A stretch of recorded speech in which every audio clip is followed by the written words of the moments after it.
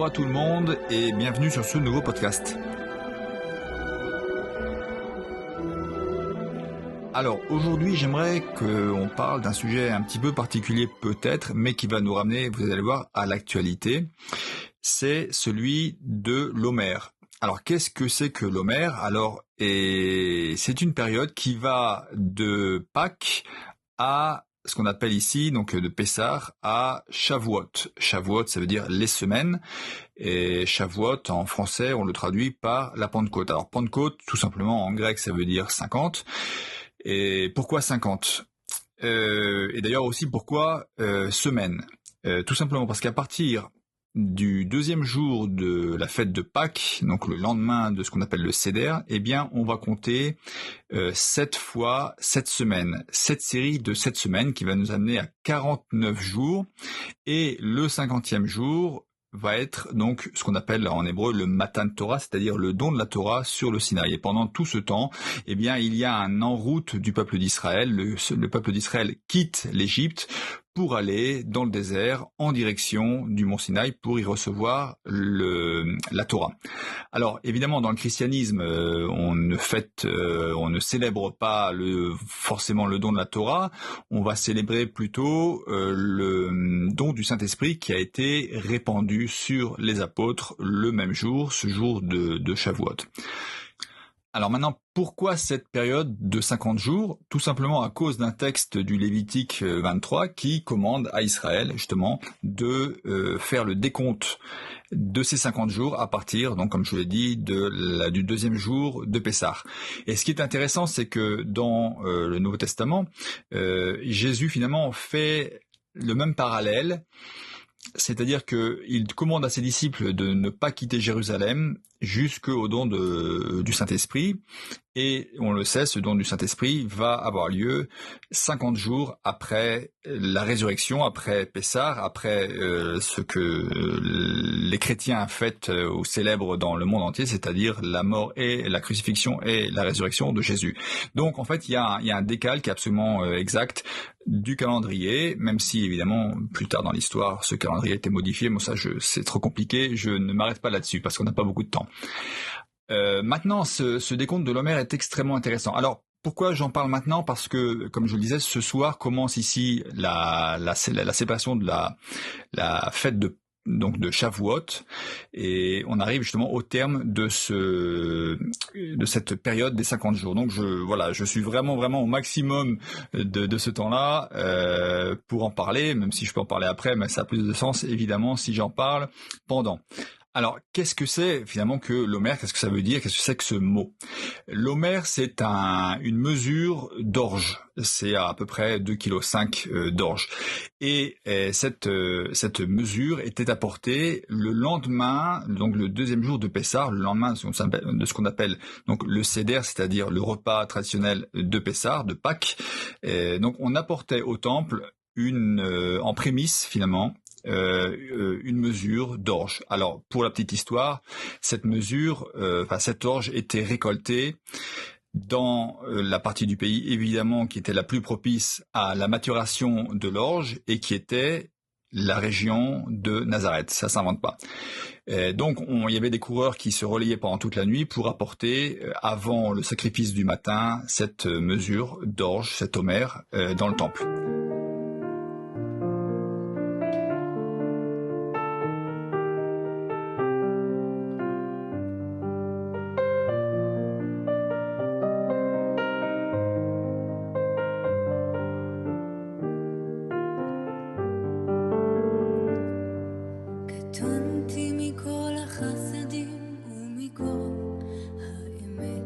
אשר עשית את עבדך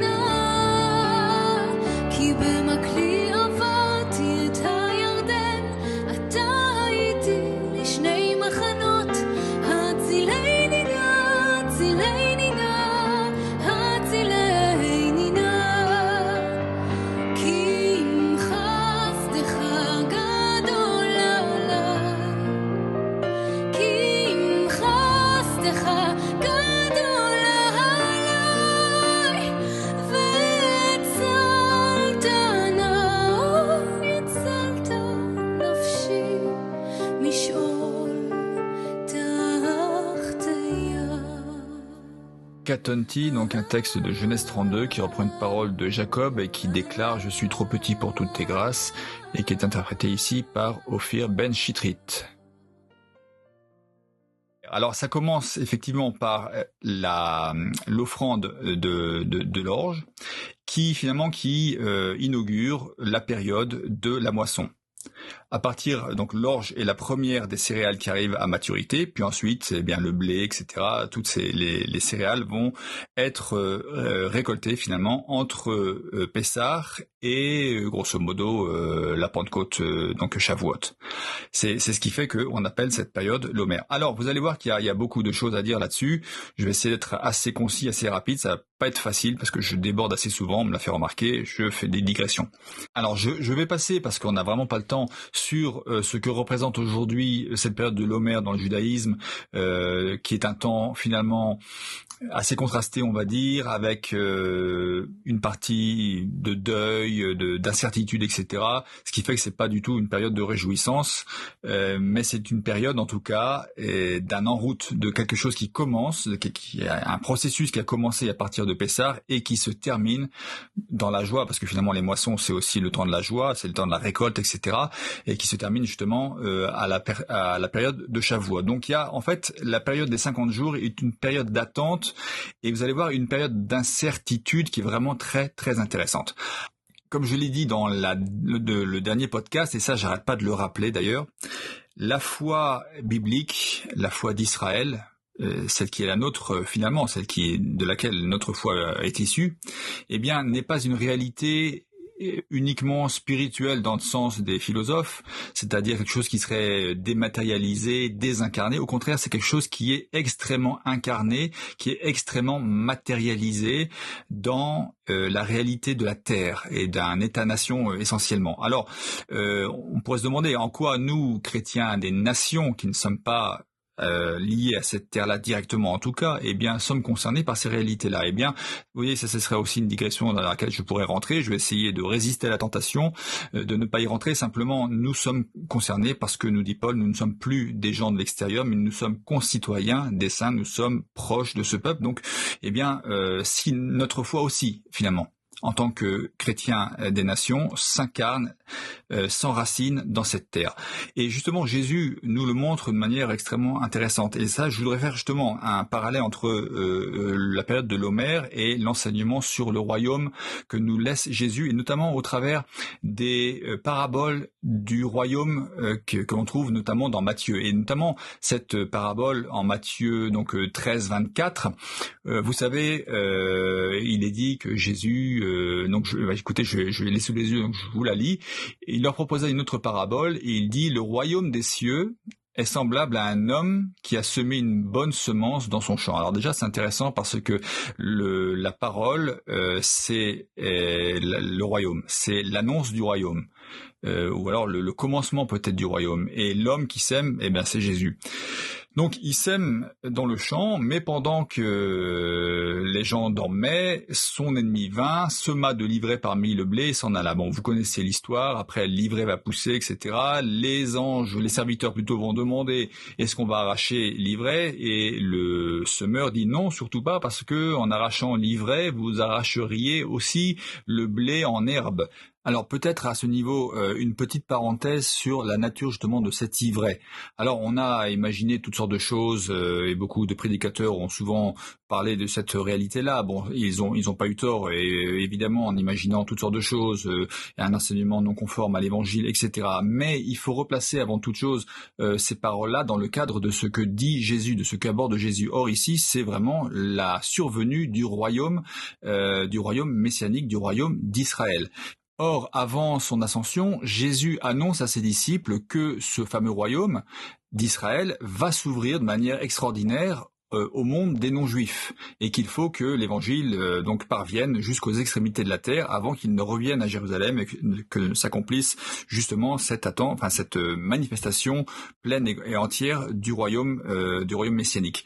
Or, l'apôtre Paul, par exemple, va faire de cette réalité le centre de son message. Il le recevra de Dieu d'ailleurs, et sa vie durant, il va essayer de maintenir cette réalité d'une église pluriforme. J'en ai parlé donc dans mon dernier podcast, c'est-à-dire une église constituée de juifs et de non-juifs, mais une église complètement israélo-centrée. Et la réalité d'Israël étant au centre en fait de cette église-là. Et finalement, l'ivraie, je le pense, et tout cet enseignement d'abord anti-juif, puis plus tard antisémite, qui va faire que Israël, enfin la partie juive de l'Église, va être arrachée, va être rejetée, va être repoussée, et que finalement l'Église va se couper complètement de ses racines et va même prétendre remplacer cet Israël pour former un nouvel Israël, un Israël spirituel, et finalement on va spiritualiser, c'est-à-dire désincarner, désenraciner tout le message de la Bible qui est incompréhensible s'il n'est pas enraciné justement dans ces réalités dont j'ai parlé. Or, et c'est là justement la subversion de ce message-là, c'est là pour moi l'ivresse, c'est-à-dire qu'on a complètement dérivé au cours des siècles. Alors je ne dis pas que l'Église a cessé d'exister, bien sûr que non, mais elle, en tout cas, ce qui était son aspect principal, c'est-à-dire sa pluriformité et son israélo-centralité, je ne sais pas si ça se dit, mais en tout cas, cette réalité-là a complètement disparu, ou en tout cas, il y a eu, pas complètement, parce qu'autrement l'Église aurait cessé d'être, mais en tout cas, cette réalité-là a été extrêmement minimisée, minoritaire. Il y a eu un Israël qui a cru en Jésus, mais il a été extrêmement peu visible dans toute l'histoire de l'Église. Donc ce semeur s'adresse à ses serviteurs et leur dit « Laissez croître ensemble l'un et l'autre jusqu'à la moisson. Et à l'époque de la moisson, je dirai au moissonneur, arrachez d'abord l'ivraie et liez-la en gerbe pour la brûler, mais amassez le blé dans mon grenier. » Donc il y a déjà des choses extrêmement intéressantes. D'abord, c'est que Jésus vient annoncer le royaume. C'est le sujet principal de son enseignement. C'est-à-dire que ce royaume, comme je l'ai rappelé la fois dernière, c'est le royaume d'Israël, c'est-à-dire c'est l'État-nation d'Israël qui est transfiguré par la venue du Messie et qui apporte sur la terre un âge nouveau, c'est l'âge que Ésaïe notamment prophétise, etc., etc. Bon, en tout cas, Jésus nous présente ici une réalité extrêmement changeante par rapport à quoi s'attendent ses contemporains et puis notamment tous ses disciples qui attendent l'irruption rapide d'un royaume qui serait un royaume politique et qui est un royaume politique. C'est aussi la nature de ce royaume-là. Mais Jésus leur dit attention. Là, il y a un changement par rapport à ce que vous attendez, c'est qu'il y a un processus, il y a un en route de ce royaume. D'abord, c'est une semence qui est semée. Le royaume commence avec Jésus, commence avec Jean-Baptiste, voilà. Mais Jésus leur dit, attention, il va y avoir tout un processus de germination, de croissance, et puis ensuite de récolte. Donc Jésus place cette parabole dans cette réalité de l'irruption du royaume, de la venue du royaume, dans un processus historique long. Ce processus historique, c'est le temps de la germination, c'est le temps donc de d'une année agricole en Israël. C'est-à-dire, il y a les semailles. On commence grosso modo avec les fêtes de Tishri en automne, c'est-à-dire Sukkot, etc. Et c'est le début de l'année agricole pour la plupart des céréales. Et puis, cette période va jusqu'à Shavuot, jusqu'à la Pentecôte. Et Jésus va utiliser justement tout cet ensemble d'éléments naturels pour finalement expliquer comment va se passer cette survenue du royaume. Et Jésus nous dit, attention, c'est une réalité qui vient dans le temps, qui est dans le temps long. Et finalement, ce cycle de la moisson devient l'image de l'histoire, du temps historique finalement de l'Église. Avec un point de départ, les semailles, et puis un point d'arrivée qui seront la moisson justement. Alors justement pour ça, il faut se familiariser un petit peu avec les éléments climatologiques et géographiques du pays d'Israël. D'abord, Dieu dit à Moïse, eh bien c'est un pays qui dévore ses habitants. Alors c'est peut-être un élément plutôt géostratégique, on va dire, mais qui est aussi réel, c'est-à-dire que c'est un pays extrêmement qui est indéfendable, tout simplement. Bon, ça c'était un premier point, ça, mais qui est intéressant quand même. Le deuxième point, c'est que c'est un pays qui est instable au niveau climatique, c'est-à-dire qu'il peut y avoir des pluies extrêmement abondantes, bienfaitrices, ou alors dévastatrice, ou alors d'autres années, ça peut être la sécheresse tout aussi extrêmement grave, quoi. Hein. Et on voit dans la Bible ces sécheresses à plusieurs reprises qui ont eu cours. Donc en fait, Dieu dit voilà, je vais t'amener dans ce pays, et pour te garantir la survie, pour garantir ta survie dans ce pays, eh bien moi j'interviendrai et je te donnerai les pluies en leur temps. C'est dans le Deutéronome 11, je donnerai la pluie de votre terre en son temps, les pluies de l'automne et les pluies et du printemps. Alors, il faut savoir premièrement que il y a 3 saisons des pluies en Israël. La première, en fait, on les appelle yoré. Yoré, en fait, ça vient de la même racine que la Torah, et il y a tout un texte aussi qui nous explique que la Torah est comme une pluie qui descend sur la terre et qui la fertilise. Et donc, effectivement, cette première pluie doit être une pluie douce. Yoré, c'est une pluie qui vient tranquillement et qui va avoir pour effet, après les grosses chaleurs, eh bien, de préparer la terre d'abord, et puis ensuite de féconder cette terre-là et de féconder la moisson les semailles qui ont été répandues dans les champs. Alors cette pluie-là, elle doit être douce, parce que si jamais elle est forte, elle ne correspond pas à son époque, eh bien, elle va tout dévaster. Ça, c'est la première des pluies. La deuxième pluie, c'est quand c'est un peu plus tard, dans l'hiver, on appelle ça le Geshamim, c'est-à-dire les pluies, ou alors Revivim, l'abondance. Eh bien là, c'est des grosses pluies qui peuvent être extrêmement fortes, qui n'ont plus trop de conséquences sur les moissons, puisque elles sont déjà en herbe, donc il y a beaucoup moins de risques qu'elles soient dévastées. Et ces pluies produisent ce qu'on appelle ici des shitfonotes, c'est-à-dire des inondations, les rivières, enfin les nahals qui se remplissent tout à coup et qui débordent, voilà. Bon, ça c'est tout un aspect extrêmement impressionnant, notamment dans le désert. Et puis enfin les pluies donc de l'arrière-saison, après les pluies de la première saison et de la mi-saison, si je peux dire, eh bien on appelle ça malkosh. Alors il y a plusieurs significations à malkosh, mais notamment celle-ci, malé, qui veut dire plein, et kosh qui veut dire la tige. C'est une pluie qui arrive donc à la fin de la saison, donc à cette période de l'Homer notamment, et qui doit être douce également. Pourquoi ? Parce qu'elle va aider les céréales, l'orge et le blé notamment, à mûrir et à renforcer les épis avant la moisson. Voilà. Et c'est ce qui fait que Dieu nous dit, eh bien, je donnerai la pluie en son temps, c'est-à-dire que elle sera adaptée à la période de la moisson. Donc ça, c'est extrêmement intéressant, extrêmement important. Ce qui fait que, alors, sans yoré, il n'y a pas de semaille. Sans geshamim ou revivim, eh bien, les cultures sécheraient, c'est-à-dire que c'est une pluie qui apporte beaucoup d'eau. Et sans malkosh, eh bien, il y aurait pas de grains, en fait, les grains, les épis ne mûriraient pas, donc il y aurait pas de moisson. Et c'est pour ça qu'on a ces prières qu'on fait à partir de Sukkot, où on appelle Dieu à donner justement la pluie en son temps. Ce qui est un élément extrêmement important justement dans le cadre de ce que j'ai dit, le cadre d'un pays qui est incertain au niveau climatique.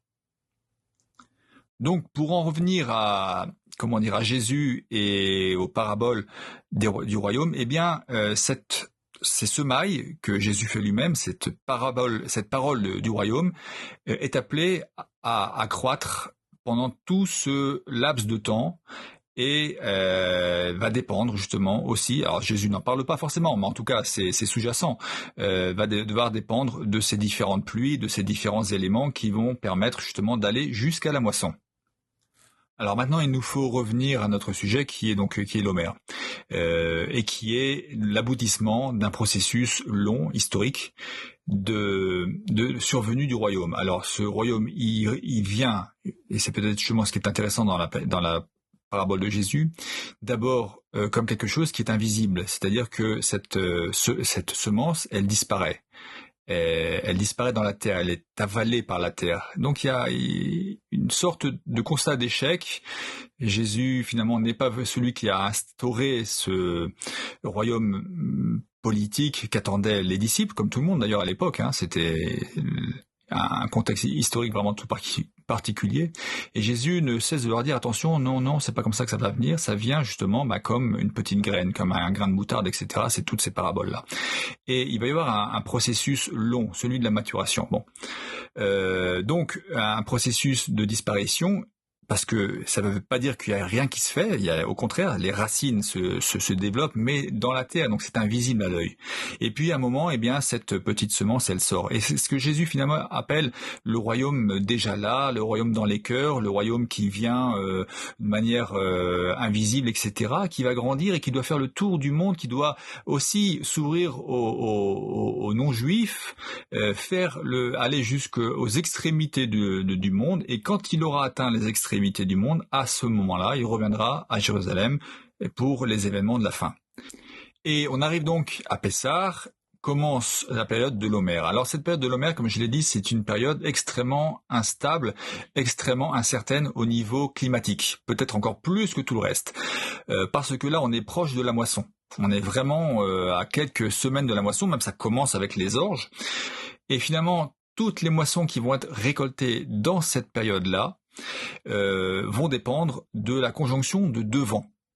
Alors deux vents dont nous parle en particulier le Cantique des Cantiques au chapitre 4. Alors c'est pas toujours, toujours très très mal traduit. Lève-toi Tsaphon et viens Théman, souffle sur mon jardin et que les parfums s'en exhalent, etc., etc. Le Tsaphon, ça veut dire c'est le nord. C'est un vent évidemment qui vient du nord. Et le Théman, on peut le traduire aussi par le Khamsin. Ce sont deux vents qui sont vraiment complètement opposés l'un à l'autre et qui sont extrêmement importants dans le processus de la pollinisation, parce que la plupart de ces espèces céréales, le blé, l'orge, l'avoine, le seigle, etc., pollinisent. En tout cas, au début de cette période de l'Omer en particulier, ils produisent énormément d'un espèce de pollen très léger. Et si cette pollinisation n'est pas effectuée exactement à cette période, les épis ne porteront pas de grains tout simplement. Donc, d'où l'importance d'avoir un vent qui va venir doucement, avec beaucoup de fraîcheur et peut-être de l'humidité aussi, pour permettre, pas trop d'humidité justement, parce que s'il y a trop d'humidité, le pollen ne pourra pas voler. Et c'est justement le rôle de ce vent du nord, donc du Tsaphon, qui se forme en général au-dessus de l'Europe centrale, qui va descendre sur le Moyen-Orient, d'apporter fraîcheur, humidité. C'est un vent léger qui va permettre justement au pollen de voler d'une plante à l'autre. Alors, il ne faut pas non plus que ce vent-là subsiste trop longtemps, souffle trop longtemps, parce qu'il peut apporter trop de fraîcheur, trop d'humidité justement, qui apporterait de la moisissure, des champignons, etc. Donc il faut qu'il soit contrebalancé par un autre vent, le vent du sud, qu'on appelle donc le Théman dans la Bible, mais on l'appelle aussi le Khamsin. Peut-être que vous le connaissez mieux sous ce nom-là. Alors en général, c'est un vent qui se forme au-dessus de l'océan Indien, qui remonte par la mer Rouge ou par l'Arabie Saoudite, et qui vient par le sud d'Israël, qui est un vent sec, qui est un vent chaud, qui est un vent en général qui apporte beaucoup de poussière et qui va stopper net le Tsaphon. Alors maintenant, si le Théman est trop long, trop violent, etc., il va avoir un effet inverse sur la végétation, sur le processus de mûrissement des espèces, parce que il va non seulement dessécher les épis, dessécher la terre, etc., mais il va surtout gêner toutes les espèces végétales qui ont un système de pollinisation entomophile, c'est-à-dire qui sont pollinisés par les insectes qui passent donc d'une fleur à l'autre. Et donc évidemment, on voit que la bénédiction de Dieu à cette période-là, comme pour les pluies d'ailleurs, pour les pluies on prie que Dieu donne la pluie en son temps. À cette période-là aussi, on prie pour que Dieu donne le bon vent en son temps. Et finalement, on a aussi dans la tradition juive l'idée que si Dieu retient les vents, un seul vent, il y a 4 vents dans le monde, on retrouve ça aussi d'ailleurs dans l'Apocalypse, le monde ne peut subsister. Donc on a besoin des différents vents qui sont des vents souvent assez contraires. Bon, cette période-là, c'est surtout le Tsaphon et le Théman.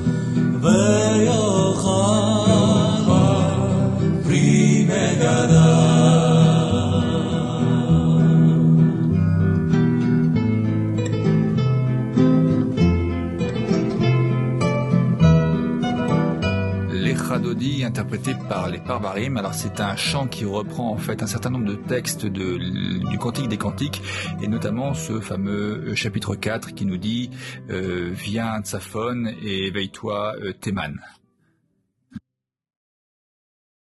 Alors ce qui est intéressant pour nous cette année en Israël, c'est qu'on a vraiment eu ces deux vents qui ont alterné sans arrêt pendant toute cette période de l'Homer. On a eu des périodes de rafraîchissement extrêmement importantes avec des pluies encore, et puis qui étaient suivies brutalement de Khamsin qui sont arrivés et qui ont soufflé extrêmement fort, qui ont apporté beaucoup de poussière, beaucoup de chaleur, avec des pics de chaleur jusqu'à 40, etc. Et le lendemain, à nouveau, on avait du vent du nord. Donc on a vraiment eu cette alternance des deux vents qui est très très caractéristique de cette période. Alors, au début de ce podcast, je parlais de la possibilité de revenir à l'actualité à partir de cette question de la période de l'Homer. Pourquoi ? Eh bien parce que la parabole du royaume, la parabole de la survenue du royaume, s'insère complètement dans ce processus historique qui est donc ici symbolisé par le processus de la germination, enfin de la moisson qui va du début jusqu'à la fin, et que finalement on arrive aujourd'hui, je le pense en tout cas très fort, dans cette période historique qui est justement la période de l'Homer, qui est une période donc comme on l'a vu agricole, mais qui est aussi une période historique extrêmement importante. Je le disais, c'est une période d'incertitude où on voit des éléments contraires qui se déchaînent vraiment de manière extrêmement forte et qui peuvent apporter de l'incertitude, de l'incompréhension, etc.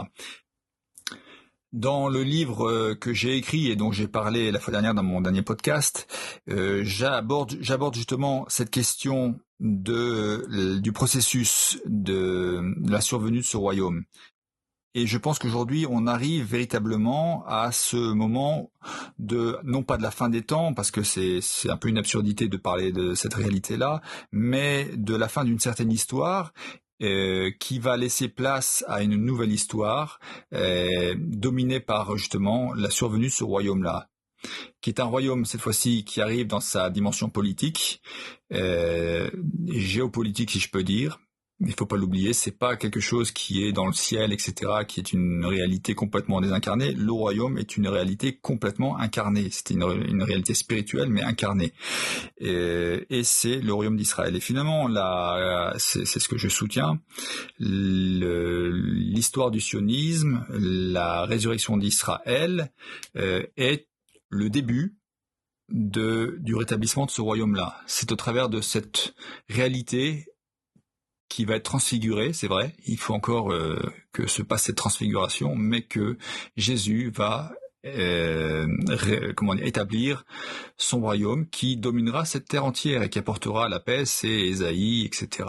Vous savez, une nation ne tirera plus l'épée contre une autre nation, on fera des outils à partir des armes, etc., etc. Bon, et donc je pense que de manière très claire, on arrive dans cette période historique de l'Homer, c'est-à-dire une sorte de parenthèse dans l'histoire, parce que l'histoire de l'homme, depuis le début, la sortie du Jardin d'Éden, jusqu'à aujourd'hui, est finalement le 7e jour. Vous savez, le 7e jour de la création, c'est le jour du repos. Et c'est même pas le repos, c'est la cessation du travail de Dieu. Donc Dieu cesse d'intervenir dans le monde pour laisser toute la place à l'homme, toute la liberté à l'homme. C'est la période historique.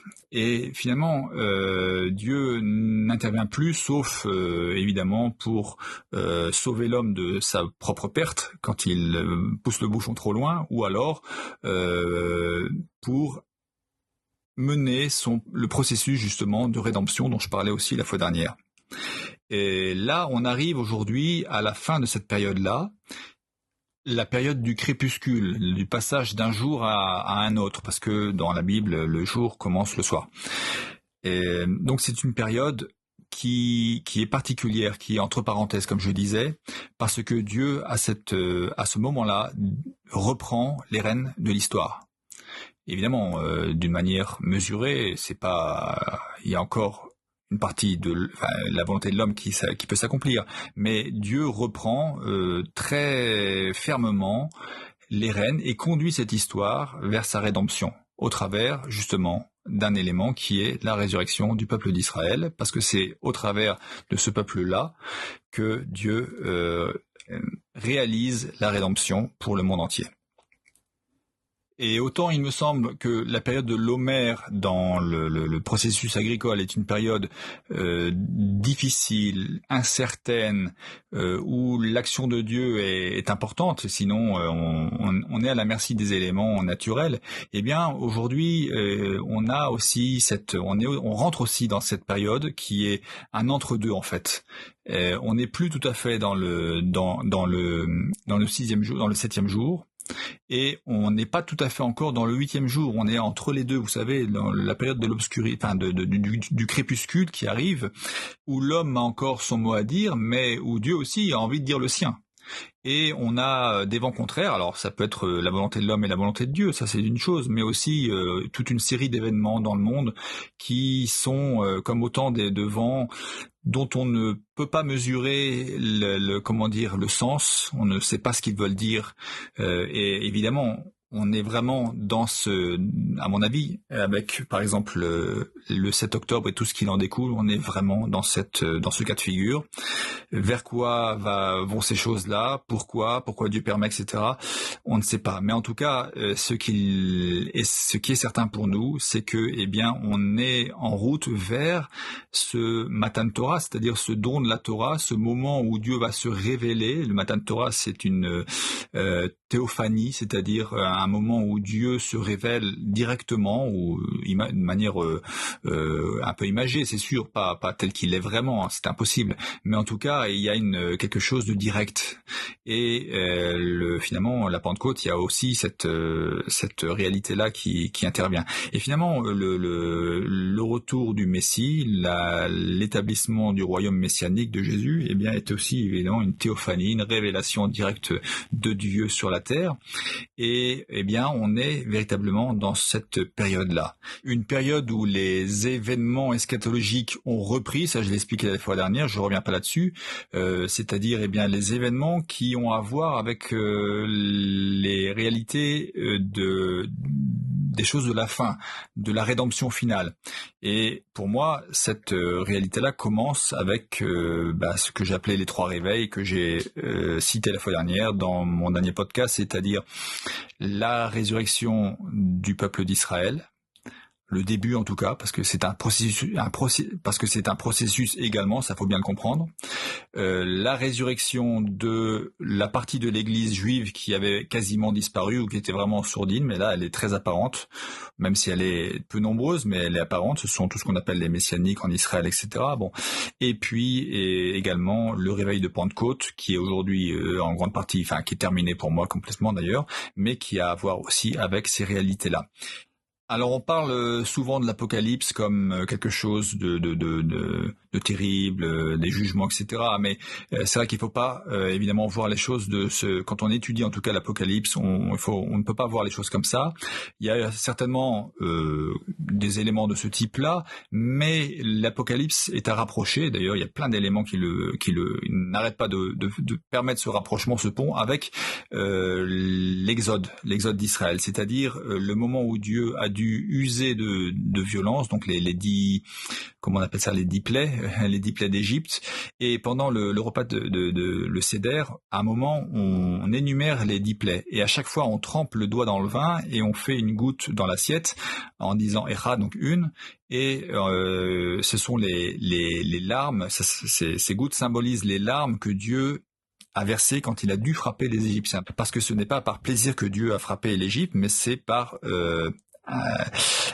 nécessité pour la libération du peuple d'Israël. Or, dans l'Apocalypse, ou les événements de la fin, dont nous parlent aussi les prophéties, eh bien, les choses terribles qui arrivent dans le monde, les plaies, etc., sont aussi plutôt à avoir de ce point de vue-là, c'est-à-dire des événements qui sont nécessaires à la libération. Finalement, dans cette période de l'Homère, Dieu commence un processus de rédemption, Dieu commence un processus de libération et de bonnes nouvelles. Et c'est ça que finalement annonce cette période de l'Homère, dans laquelle nous sommes au niveau historique, à mon avis, Et eh bien, nous nous approchons maintenant, certainement très doucement, ou peut-être très rapidement, au contraire, j'espère, de la conclusion justement de cette période-là et du début de quelque chose de nouveau. Voilà ce que je voulais dire sur cette période de l'Homère. J'ai été assez long, mais je pense que c'était aussi une réalité intéressante à mentionner, parce qu'après on sort de cette période-là, donc c'est plus tellement de circonstances. Donc voilà, je vous dis sur ce à bientôt pour un nouveau podcast.